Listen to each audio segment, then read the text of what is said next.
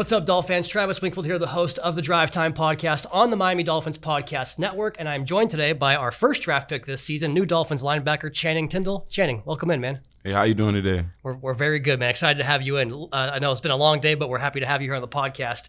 And, first of all, welcome to Miami. You got the call last night, get here today. How's it feel? You taking it all in yet? Oh, yeah, it's just a surreal feeling, honestly, just getting that call and being here literally the next day and then meeting everybody here. Everybody's so nice. Just a great feeling. I can't really explain it. So you clock a 4.47 40 at the Combine this year. That's like a wide receiver speed. And I read you through the shot put and the discus back in high school. Yeah. But it sounds like they could have used you as a sprinter on the track team. Oh, yeah. My coach didn't want us to run, though. We had our star running back pulled his hamstring in high school, and then after that, our coach was like, no. Over for everybody. Yeah, it's over for everybody. That for everybody. So speaking about the speed, how do you use that speed to your advantage on the football field?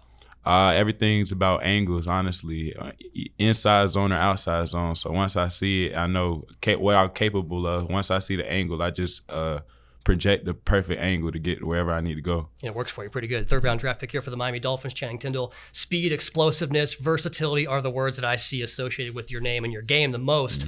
Why do you think versatility is so important in modern football?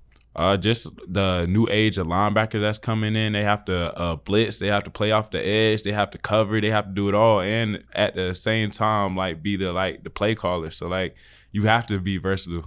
Quarterback of the defense, right? Yeah, a lot going on. Exactly. Yeah. So you talk about playing that middle part of the defense at Georgia there. How do you think your time at Georgia and playing in Kirby Smart's defense prepared you to play a linebacker at this level? We had a certain standard at Georgia, and just being with all those guys, I feel like I played with the best guys in the nation at all positions, especially at the linebacker with Kobe Dean and Quay Walker. So it's just like iron sharpening iron. So just outside of the coaches pushing us, it was almost self-motivation too, because we all wanted to be better than one another. Did you guys compete not just on the football field, but I imagine ping pong games and other things? You guys just compete all the time? Oh yeah, if you're competitive, I don't care who you are. It doesn't just stop with football. Yeah. It goes into everything. So yeah, especially pool. Me and Kobe had a big pool competition thing going before we left. 9-ball or 8-ball? 8-ball. There you go, perfect. So you opted to stay there at Georgia for your senior season.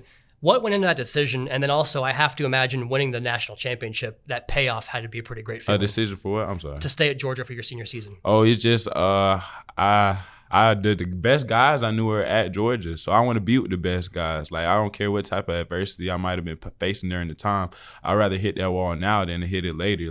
Iron sharpens iron. So if I really think who I think I am, I'll be able to succeed where I'm at. So I wanted to prove it to myself that I belong here. And then you win the national championship. That payoff had to have been incredible. Oh, yeah, it was. The best thing ever. So Chris Greer told us that you played off the edge in high school, more of an edge rusher. Mm-hmm. I also read you played offensive line back in your Pee Wee days and in middle school is what I read. That's accurate? Yeah. So even at such an early age, do you think your experience on offense maybe kind of helped you see the game from a different lens as far as a defender goes? A little bit. Yeah. I played a little bit fullback on my Pop Warner days too. So just hitting those gaps, I kind of know what the back is looking for. So we just go to cloudy to clear.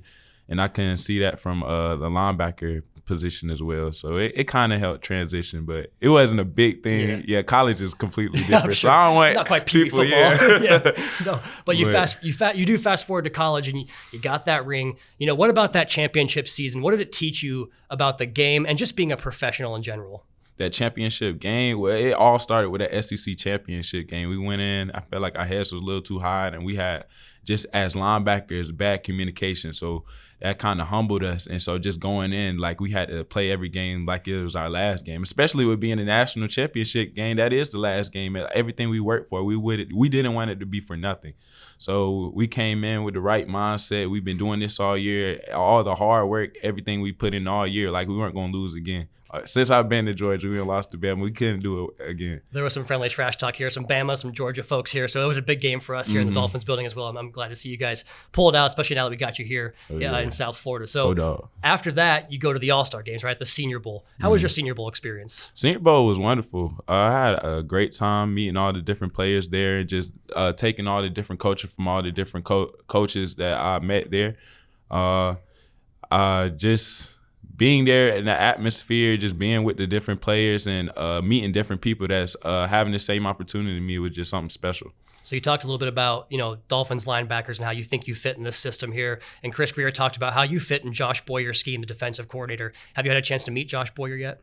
I have. I haven't talked to him much about schematics, things like that, but of that matter. But I felt like all the linebackers here, like I know how they play. They play them on the line, off the ball, on the edge. The kind of the same way I played at Georgia. So I feel like I fit right in. Just have to keep iron sharpening iron. Be the best version of me. You see some Jerome Baker tape ever? He's pretty fast, can blitz the quarterback pretty well too. You watch some of his game? Oh yeah, he get at it.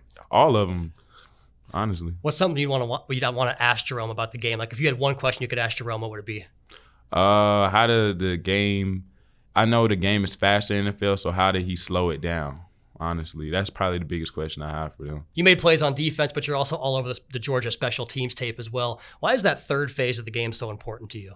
Just at Georgia, but before you go in, you can't be a starter at Georgia without playing any type of special teams.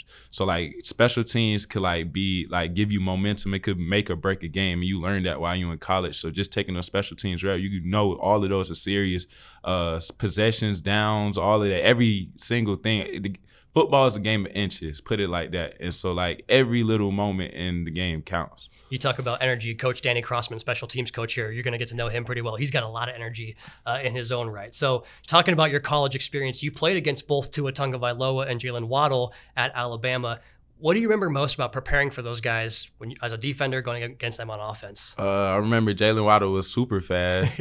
I remember specifically on a special teams rep, I was covering down on the right side, and he brung everybody to the right side, then went all the way left and scored a touchdown. I was like, wow, yeah, like he the real deal.